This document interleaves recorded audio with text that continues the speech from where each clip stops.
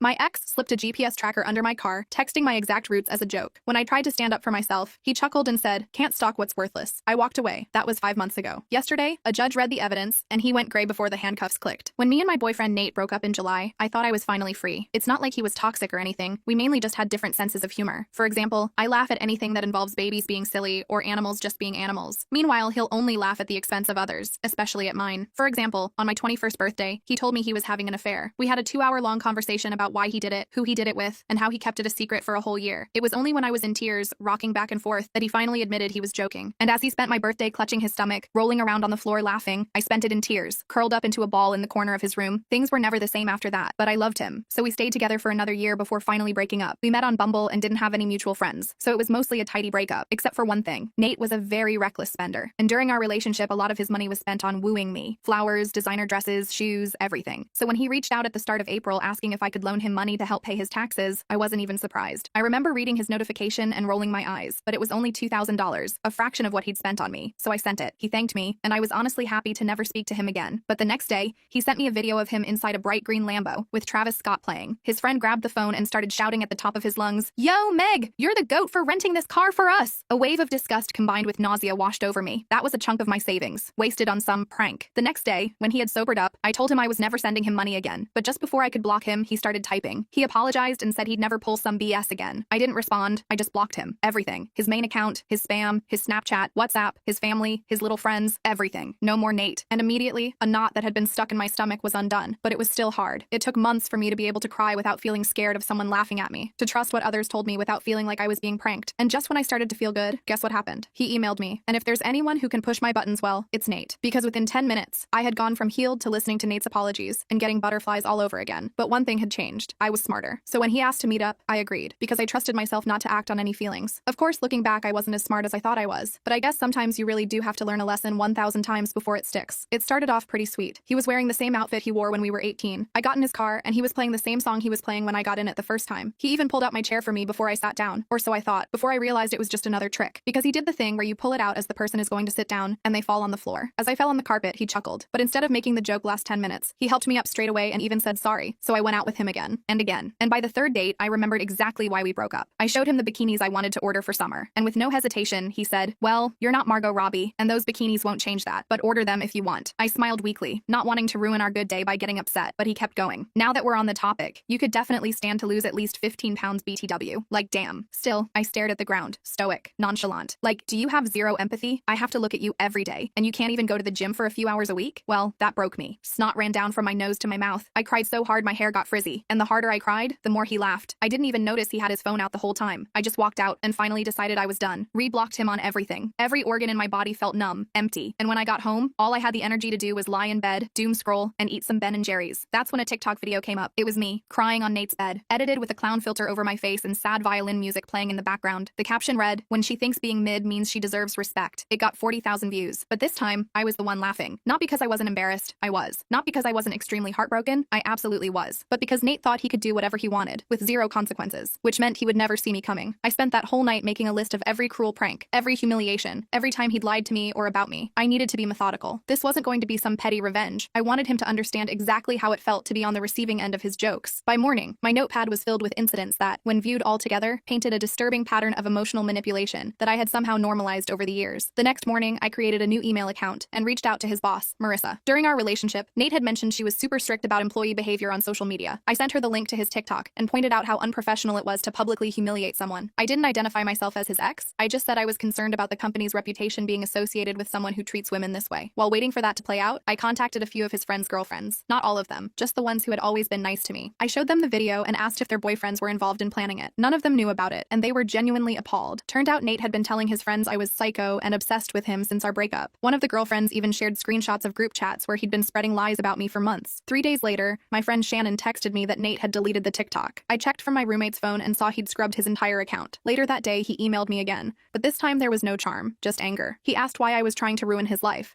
and said his boss had given him a formal warning about online conduct. I didn't respond. This was just the beginning. I wasn't out to destroy him. I just wanted him to experience the consequences of his actions for once, and I wanted to make sure he'd think twice before humiliating another woman after me. For too long, I had been the butt of his jokes, but now the tables were turning, and justice, however small, was finally within reach. I should have known that deleting the TikTok wouldn't be the end of it. Nate was never one to back down when when his ego was bruised. 3 days after his angry email, I was scrolling through Instagram when I noticed something strange. A bunch of my coworkers had suddenly followed me. Weird, since most of us kept our work and social media lives separate. Then my phone started blowing up with text messages. Is that really you? OMG Meg, why would you post that? Are you okay? Do you need to talk? My stomach dropped. I didn't even need to check what they were talking about. I just knew Nate was behind it. With shaking hands, I opened Instagram and saw dozens of new DMs from coworkers, acquaintances, even a few relatives I barely spoke to. Someone had created a fake Instagram account in my name with my photos, but the bio read, just a desperate girl looking for attention and money from my exes. The most recent post was a badly photoshopped picture of me sitting on a pile of cash with the caption, another day, another man to scam, who wants to be next? The account had tagged everyone from my workplace, including my boss, Rebecca. I immediately reported the account and texted my closest work friend, Taylor, explaining it was fake. She called me right away. Everyone knows it's not you, she reassured me. It's so obviously fake that Rebecca already sent an email telling people not to engage with it. I felt a wave of relief followed by rage. Nate was really trying to mess with my job now? Two could play at that game. I didn't respond to his provocation directly. That's what he wanted. Instead, I took screenshots of everything and documented all of it, including his previous TikTok. I was building a case. The fake Instagram was taken down within 24 hours, but the damage to Nate's reputation among my friends was permanent. Taylor and a few other coworkers who'd met him during our relationship now saw exactly what kind of person he was. Word spread quickly. A week passed without incident. I was starting to relax, thinking maybe he'd gotten the message. Then I came home from work to find a delivery guy outside my apartment building with an enormous order of pizzas, 20 of them, all with different toppings, all paid for in advance, all supposedly ordered by me. I didn't order these, I told the confused delivery guy. He showed me the order details. Someone had used my full name, address, and even included a note saying I was throwing a surprise party and to please knock loudly because I might be in the shower. The total came to over $400. I explained the situation, and thankfully, the delivery guy was understanding. He called his manager, who reluctantly agreed not to charge me. As he was loading the pizzas back into his car, I noticed a text from an unknown number. Dinner's served. Hope you're hungry. This might sound silly compared to the Instagram thing, but it really rattled me. Nate knew where I lived. He had my address. For the first time, I felt genuinely unsafe. That night, I called my older brother, Chris. He lived across town and had never liked Nate. He'd seen through him from day one. I told him everything that had happened, and he came over immediately to help me change the locks on my apartment door. We also installed a basic security camera that connected to my phone. It wasn't much, but it made me feel safer. You should file a police report, Chris suggested as we tested the new locks. This is harassment, I sighed. With what evidence? A TikTok he already deleted? A fake Instagram account that's gone? Some pizzas I didn't order? They'll laugh me out of the station. Chris frowned. Then at least document everything. Screenshots, dates, times. If this escalates, you'll need proof it's been ongoing. I followed his advice and created a detailed log of everything Nate had done. I also reached out to a few of his exes before me, women he'd mentioned during our relationship. I found 2 of them on Facebook and sent careful messages explaining who I was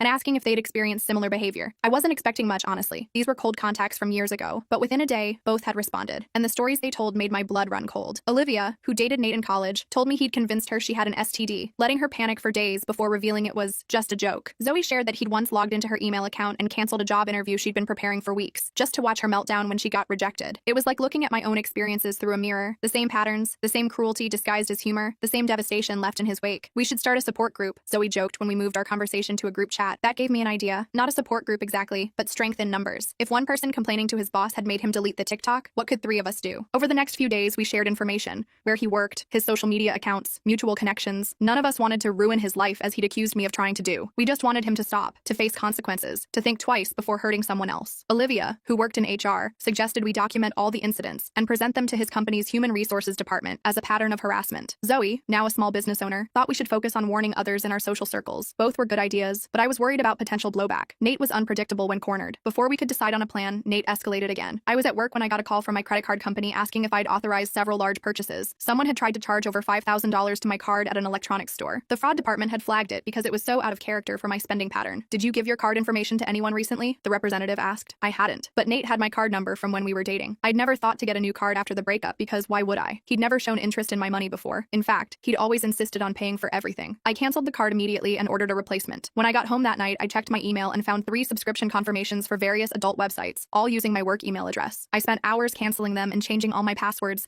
feeling violated all over again. That was the final straw. The next morning, I called in sick to work and went to the police station. The officer who took my report looked bored as I explained the situation, but perked up when I mentioned the credit card fraud attempt. That's actually something we can investigate, he said, suddenly more interested. The rest is complicated without direct threats, but financial fraud leaves a trail. I left the station with an official report number and slightly more hope than I'd had going in. At least there was a record now. At least someone in authority knew what was happening. When I checked my phone, I had a text from a number I didn't recognize. Think you're clever going to the cops? That just made this more fun. Game on, Meg. My hands shook as I showed the text to Chris, who had come with me to the station. Only Nate called me Meg, and he knew I hated it when he used the nickname Meggie. We're getting you a new phone number today, Chris said firmly, and you're staying at my place until this blows over. I didn't argue. For the next week, I lived out of a duffel bag at my brother's apartment, going to work and coming straight back, always looking over my shoulder. I felt like a prisoner, but at least I was safe. Olivia, Zoe, and I continued our group chat, now with a new sense of urgency. They helped me brainstorm ways to protect myself while also holding Nate accountable. Olivia had a friend who worked at the same company as Nate and confirmed that the warning from his boss had actually put him on thin ice. He had previous complaints in his file that I'd known nothing about. That gave me an idea. If Nate was already in trouble at work, maybe that was the leverage we needed. Not to get him fired, that wasn't the goal, but to get him to back off. Zoe suggested we all write formal emails to his company's HR department, detailing our experiences with dates, screenshots, and specifics. Not as a coordinated attack, but as individual women reporting a pattern we'd discovered through connecting with each other. Keep it professional, Olivia advised. No emotions, just facts. Companies care about liability, not feelings. We spent a weekend crafting our emails, helping each other strike the right tone. I included the police report number from the credit card fraud attempt, which gave my claims more weight. After sending the emails, we waited. For 3 days, nothing happened. No new harassment from Nate, no response from the company. I started to think maybe our emails had gone to spam or been dismissed. Then on Thursday, I got a LinkedIn message from a woman named Jordan, who identified herself as the director of HR at Nate's company. She asked if I would be willing to have a phone conversation about my email. I agreed,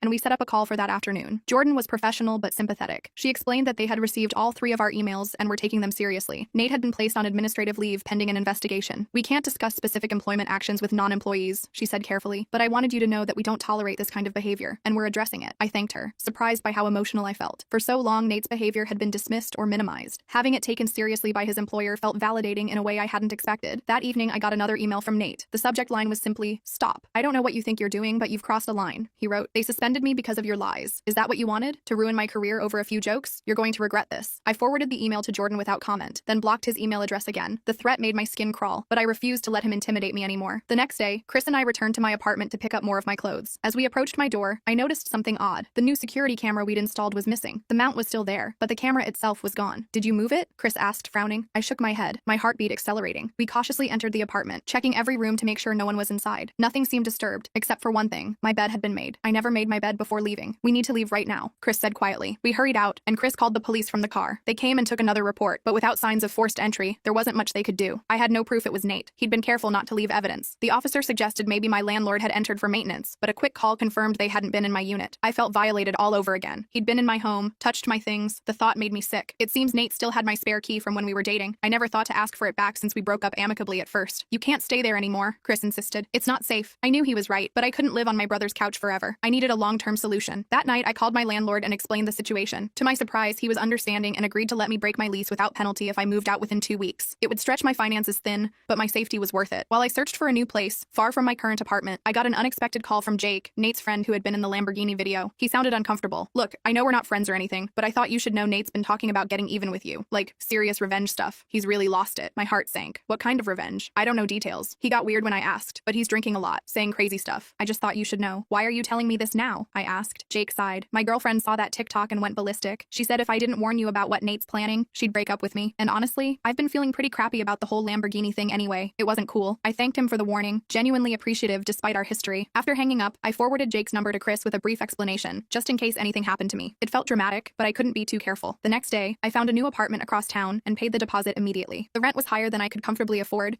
but it had secure entry with a key fob system, and I wouldn't have to give Nate my new address. I scheduled the move for the following weekend and asked several friends to help, not just for the heavy lifting, but for safety in numbers. As moving day approached, I grew increasingly paranoid, checking my car for tracking devices and varying my route to work. I felt like I was living in a thriller movie, except nothing about this was entertaining. The day before the move, I received another email, this time from an account I didn't recognize. The subject line was "One last joke." There was no message, just an attached video file. Against my better judgment, I clicked play. It was footage of my apartment, my bedroom, my bathroom, my living room. The camera moved through each space slowly, lingering on personal items, photos, jewelry, even my underwear drawer. The video ended with a close-up of my bed, freshly made, with something written on the pillowcase in what looked like red lipstick. "Sweet dreams, Meg." I dropped my phone like it had burned me. My hands wouldn't stop shaking. I forwarded the video to the police officer handling my case, then called Chris in tears. "I'm coming to get you right now," he said. "Pack whatever you need for tonight. We're moving your stuff out first thing tomorrow." That night, I barely slept. Every noise made me jump. Chris stayed up with me, making plans for the move and trying to keep my spirits up. Around 3 a.m., my phone buzzed with a text from an unknown number. "Moving won't save you. I'll always find you." I showed Chris, who immediately called the police. They promised to send an officer to take a statement in the morning, but without a direct threat of physical harm, there wasn't much they could do immediately. "This is insane," I said, pacing Chris's living room. "How is this not threatening enough?" Chris looked grim. "Because the law is stupid sometimes, but we're not waiting for them to help. We're taking matters into our own hands tomorrow." The next morning, a small army arrived at my apartment. Chris, Taylor from work, 3 of my college friends, and even Olivia and Zoe, who I'd only spoken to online until then. With 7 people working together, we emptied my apartment in record time. No one went anywhere alone, and Chris checked each box before it left to make sure nothing had been tampered with. As we were loading the last few items, a car pulled up across the street. Nate was inside, just watching us. "Ignore him," Chris advised when I tensed up. "That's what he wants, a reaction." But Zoe had other ideas. She marched across the street, phone held up, obviously recording, and approached his car. We couldn't hear what she said,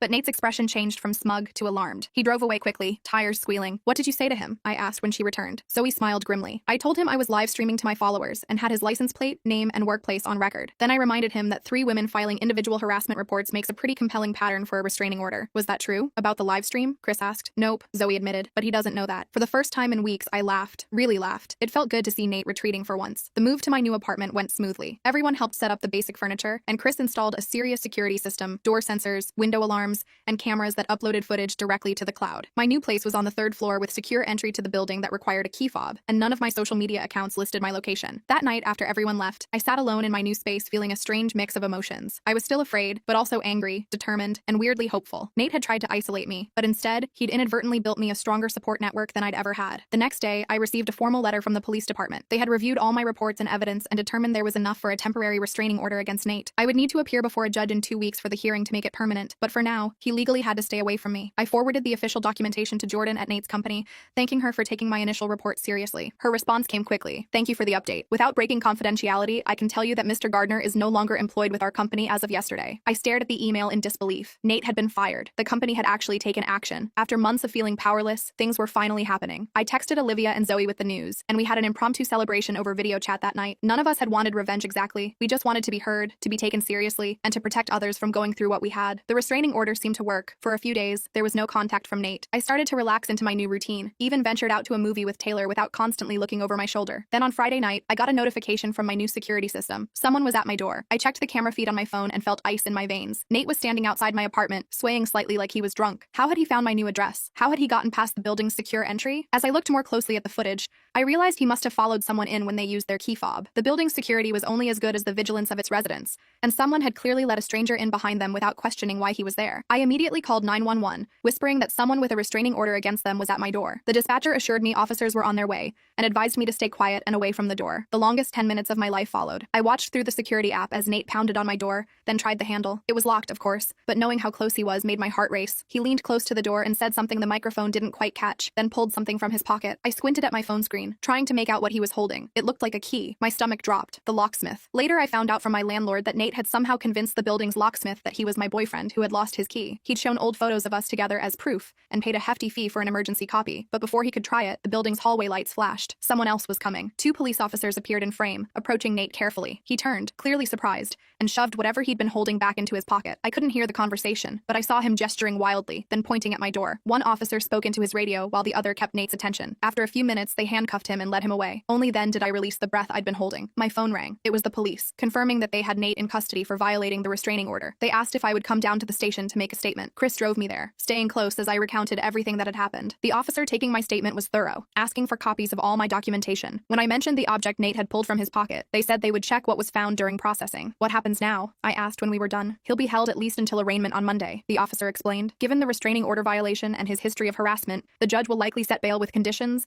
possibly an ankle monitor or at minimum an order to leave the city." I nodded, feeling a complex mix of relief, fear, and sadness. This wasn't how I'd imagined things would end when I first met Nate years ago, bright-eyed and believing he was just a funny, confident guy who liked me. As we were leaving, the officer called me back. We found something interesting in his possession, a keychain with several unmarked keys, and this. He held up a small device in an evidence bag. "It's a GPS tracker. Based on your previous reports, we're getting a warrant to check if it matches one that might be on your car or belongings." That explained how he'd found my new address. I'd been careful about my apartment, but I'd been driving my same car. He could have placed a tracker on it any time. The next morning, a police technician checked my car and found the tracker's mate magnetized to my undercarriage. It had likely been there for weeks, silently reporting my movements to Nate's phone. The thought made my skin crawl. With Nate in custody and the tracker removed, I finally felt safe enough to fully unpack my new apartment. As I organized my books onto shelves, my phone buzzed with a text from Jordan, the HR director. "I probably shouldn't be sharing this, but thought you should know. Nate listed you as a reference for a new job application that came across my desk from a company asking for verification of employment. I informed them of the circumstances of his departure from our company. I believe they've withdrawn their offer." I sat down hard on my couch, overwhelmed by conflicting emotions. Part of me felt vindicated that his actions were having real consequences for his life. Another part felt strange sadness for the person I'd once thought I loved, whose life was now spiraling because he couldn't stop hurting hurting others, but mostly I felt strength. I had faced my tormentor, not alone but with a community of support I never expected to find. Olivia, Zoe, Chris, Taylor, and even unexpected allies like Jordan and Jake had helped me stand my ground. On Monday, I attended Nate's arraignment. I didn't have to. The prosecutor had enough to move forward without my presence, but I wanted to be there. I needed to see this through. Nate looked small in his orange jumpsuit, nothing like the confident tormentor who had seemed so powerful for so long. When he spotted me in the courtroom, his expression flickered between anger and something that might have been shame. The judge set bail but with strict conditions, an ankle monitor, surrender of his passport, and an expanded restraining order that covered not just me but also Olivia and Zoe. He was prohibited from contacting any of us in any way, including through third parties. As we left the courthouse, Zoe linked her arm through mine. "You know what the best revenge is, right?" she asked. "Living well and helping others avoid guys like him." I nodded, feeling lighter than I had in months. "I'm thinking of starting a support group," I said, "for people who've experienced this kind of psychological harassment. There must be others out there who feel as alone as I did." "Count me in," Olivia said, joining us on my other side. "We could even build a resource website, share what we've learned about documentation, legal options." We walked arm in arm down the courthouse steps, already planning. The sun was bright, and for the first time in ages, I didn't look over my shoulder once. I knew the road ahead wouldn't be perfectly smooth. The criminal case would take time, and healing from the trauma would take even longer. But I also knew I wasn't alone anymore, and that made all the difference. The last laugh wasn't about humiliating Nate the way he'd humiliated me. It was about reclaiming my power, finding my voice, and using this horrible experience to help others. That was a victory he could never take away from me. I wish I could say that was the end of my Nate saga, but real life isn't that tidy. The next few weeks were actually pretty quiet. The ankle monitor seemed to be doing its job keeping Nate away from me, and I was settling into my new apartment. I'd been sleeping better, not jumping at every noise, and even went out for drinks with Taylor without constantly checking the door. Then one evening, I got a text from an unknown number that just said, "Check your email." Against my better judgment, I did. There was a message from a new email address with the subject line, "Last warning." Inside was a link to a private Instagram account. I hesitated, knowing it was probably a trap, but curiosity got the better of me. The account had just one post, a photo of me entering my new apartment building, clearly taken that morning. The caption read, "Ankle monitors come off eventually." My hands started shaking so bad I could barely call Chris. He came over right away and helped me file yet another police report. The officer who took my statement seemed genuinely concerned, but admitted there wasn't much they could do since the message itself wasn't explicitly threatening. "How is a stalker photographing me at my new home not threatening?" I asked, my voice cracking. The officer looked sympathetic. "I get it, I really do, but the system has limitations. Keep documenting everything." After he left, I sat on my couch feeling trapped again. "I can't live like this," I told Chris, always looking over my shoulder, wondering when he'll pop up next. "You don't have to," Chris said. "Remember that support group idea you mentioned? Maybe it's time to make that happen." The next day, I reached out to Olivia and Zoe about creating that resource website we discussed outside the courthouse. They were both immediately on board. Olivia even knew a web designer who would help us pro bono after hearing our story. Within 2 weeks, we had a basic site up with information about documenting harassment, legal options, and mental health resources. We called it The Last Laugh, as a small nod to where this all started. We shared our stories anonymously and invited others to do the same. I poured myself into the project, working on it every evening after my day job. It gave me purpose and distracted me from constantly worrying about Nate. I'd check my security cameras less obsessively and stopped expecting to see his face around every corner. Then one day, I got an email notification that someone had submitted their story to our website. The details made my blood run cold. It described a relationship with a man who used pranks to humiliate his girlfriend, including pretending to cheat on her birthday. The writing style was unmistakable. It was Nate, pretending to be one of his victims, mocking our entire project. I immediately forwarded it to our police contact, who confirmed it violated the restraining order. They picked Nate up that afternoon for questioning. I felt a surge of satisfaction when I heard he'd spent the night in jail before making bail again. The judge was less lenient this time, extending his ankle monitor requirement and adding additional restrictions. But the most surprising development came from Jordan at HR, who called me a few days later. "I probably shouldn't be telling you this," she said, "but I thought you should know. After Nate's second arrest, we received calls from 3 other women who worked with him at previous companies. They all described similar harassment patterns." My heart sank. "How many people has he done this to?" "That's why I'm calling," Jordan continued. "His former supervisor wants to talk to you. They're considering filing a corporate statement to support the case against him." I agreed to the meeting, which turned out to be with Thomas, a VP who had hired Nate at his previous job. Thomas explained that after hearing about the restraining order and arrests, he'd conducted internal interviews and discovered Nate had harassed multiple colleagues. "We missed the pattern because the incident seemed minor in isolation, and the women didn't know about each other," Thomas explained. "I'm sorry we didn't catch this sooner." Thomas offered to provide official documentation of the workplace incidents to the prosecutor handling Nate's case. It wasn't much, but it helped establish a pattern of behavior that went beyond just me, Olivia, and Zoe. That night, I updated our website with a new resource page about recognizing patterns of workplace harassment. As I was finishing up,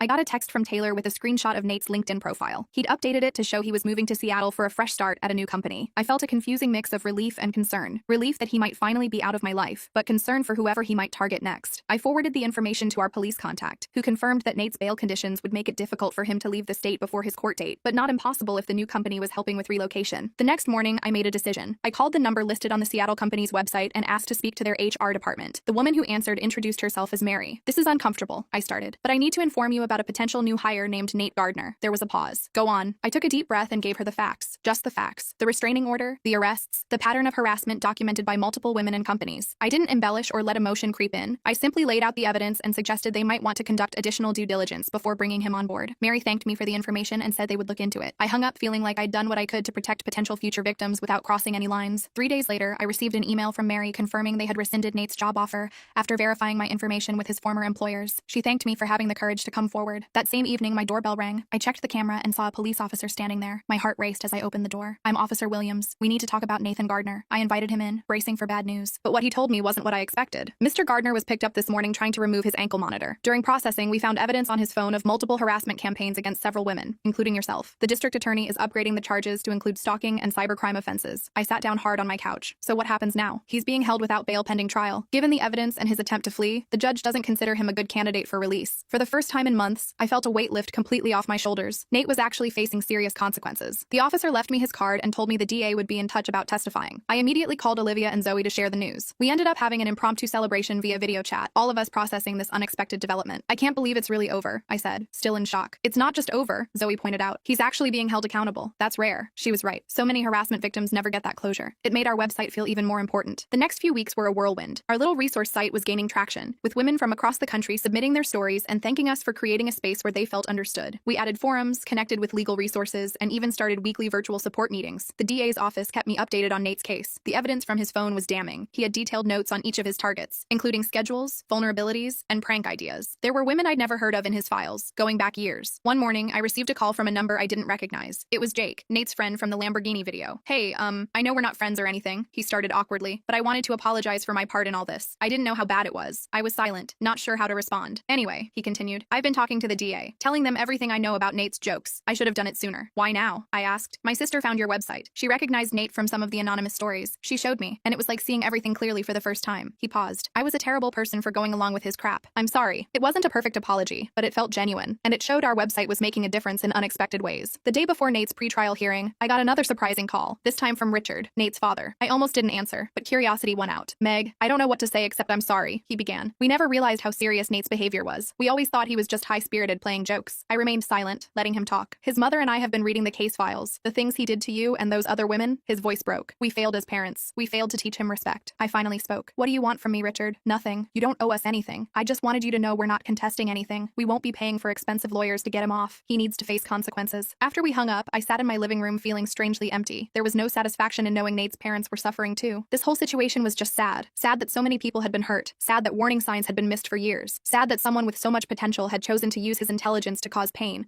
rather than contribute something positive. The day of the hearing arrived. I dressed carefully in a simple blue dress and met Olivia and Zoe outside the courthouse. We had agreed to attend together, supporting each other through whatever happened. Inside, I was surprised by how many people were there. Jordan from HR, Thomas from Nate's old company, even Jake sitting awkwardly in the back. The DA had told me they had a strong case, but seeing the physical manifestation of all the evidence and witnesses was powerful. Nate looked awful when they brought him in, pale and thinner than I remembered. He didn't look at anyone, keeping his eyes fixed on the table in front of him. The proceedings were brief. His attorney announced they were seeking a plea deal, and the judge set another date for that discussion. Outside the courthouse, a reporter from the local paper approached us, asking for a statement about the case. I hesitated, then decided to speak. "This isn't about revenge," I said carefully. "It's about accountability and protecting others. We started the Last Laugh website to help people recognize the warning signs we missed and find resources we didn't know existed. That's the only statement I want to make." 2 weeks later, I received official notification that Nate had accepted a plea deal. 3 years with possibility of parole after 18 months, mandatory counseling, and a permanent restraining order against contacting me, Olivia, Zoe, or any of his other documented victims. It was over. Really over. Not with a dramatic confrontation or a perfect movie ending,